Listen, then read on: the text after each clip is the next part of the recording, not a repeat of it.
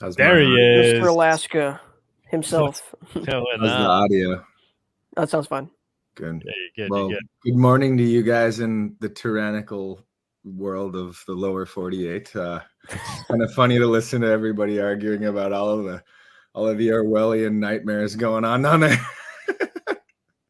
Yeah, Oh yeah. it's sad. One of the things that I was kind of BSing about in the private chat was it's such an opposite problem for people in places like Argentina or Alaska, where our problem is there's such a liquidity crunch that it's like the Gresham's law on steroids, where like as soon as anybody gets their hands on Monero up here, they just won't trade it unless you offer them like a 50% discount or whatever. Like, because to them, Monero is worth like $500, $600. They're just That's cool. So the effective price of Monero in Alaska is higher than like it's what the way higher. exchanges put it at.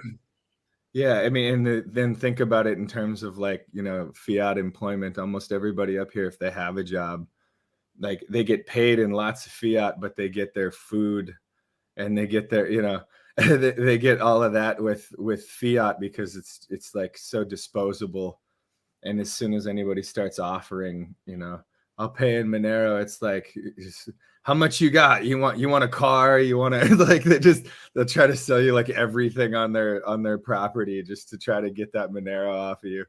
It's kind of is it listed as higher on local Monero on no, there's I think I'm like the only person who's ever even offered any on local Monero. Nobody will sell it. And that's kind of what I was getting at with and look at the situation in Argentina too. Like the minute that they had their hands on some, they were able to just buy like everything, and I think that's going to become more and more of a situation as I'm not really sure why it creeps so slowly in the lower 48, because isn't it already kind of obvious? I mean, we just saw you guys upload the Luke Smith interview, where even if you're just trying to buy a car or you're trying to buy, anything, if you wanted to take, fiat out of a bank to buy a car off of like Craigslist, I mean, it's like the friction is already so much worse in the fiat system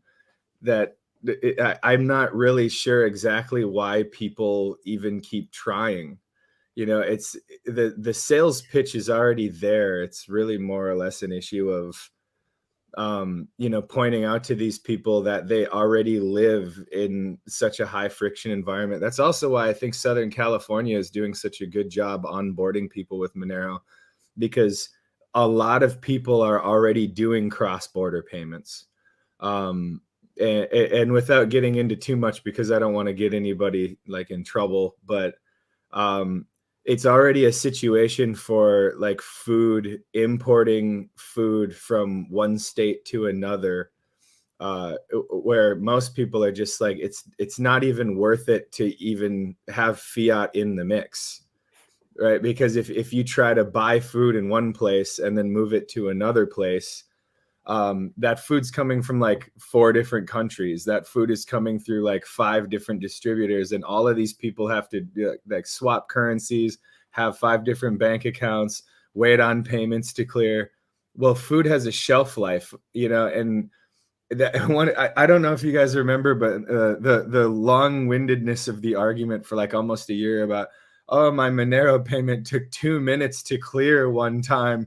And it's like, are you people absolutely insane? Like, I've seen trucks of food go bad waiting for payments to clear from, like Brazil to America, and then waiting for like a Canadian bond to clear and all that. Like the thing is like that frictionless at a higher level of business, the frictionless nature of Monero is just the ultimate sales pitch. And you remember the Luke Smith. If anybody hasn't watched the Luke Smith interview or talk that was just posted, you really need to watch it, because he's been pointing out, and I've been saying a lot of the same stuff just because of the nature of the work that I do. everybody trying to use Monero on the ground has it so backwards. It's hilarious because the onboarding the vendors and then onboarding their suppliers is not only going to be an easier sale. These are people who are businessmen who deal with the nightmares that, you know, the libertarian undercurrent of Monero is already talking about. They're desperate to leave the fiat system. You know, they've got piles and piles of stuff that they want to sell. I mean, if you look at the actual supply chain disruptions, hey, everybody is so sick of the currency wars and the government, everything. And, you know, they'll be sitting on a pile of cash trying to buy, I don't know, some like circuit boards from China or Japan, or, you know, like it's somebody in Thailand is a vendor for stuff that was made in Vietnam. And then one of the governments, they just happen to be sitting on that government's money, and they announce some like, you know, $20 billion humanitarian package that's just going to print a bunch of bonds. They just lost like, you know, $5 million. You know, it's the sales pitch is so already there for the, you know, and like Accept Crypto was just saying, about like his experience with adoption, right? The top down worldview, like most people are top down people. Well, the real top down is these massive supply chains are already, they're already down to leave the system. They're more all about it than everybody.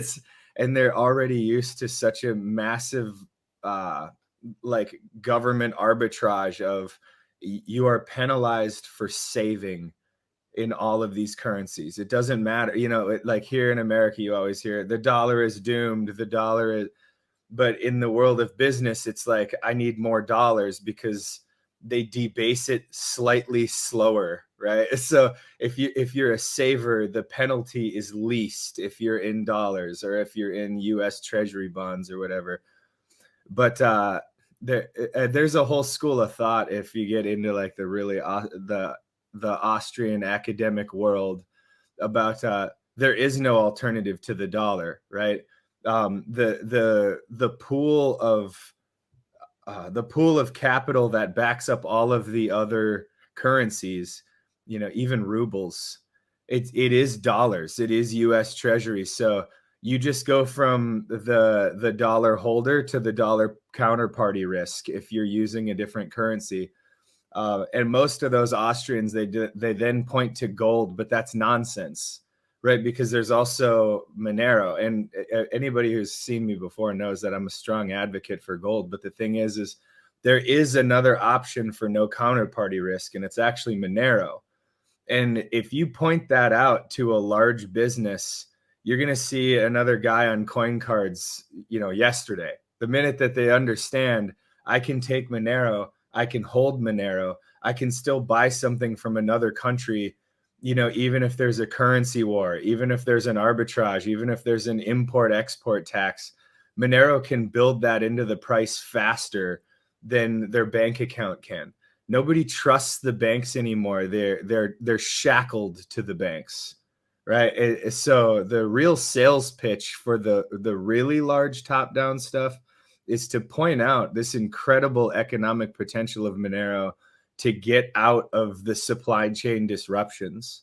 And this is something that I deal with every day, right? It's like part of my job is actually I deal with exactly what I'm discussing every day, where if there was only a way for them to liquidate like whatever dollars they're sitting on from Monero, they would do it now.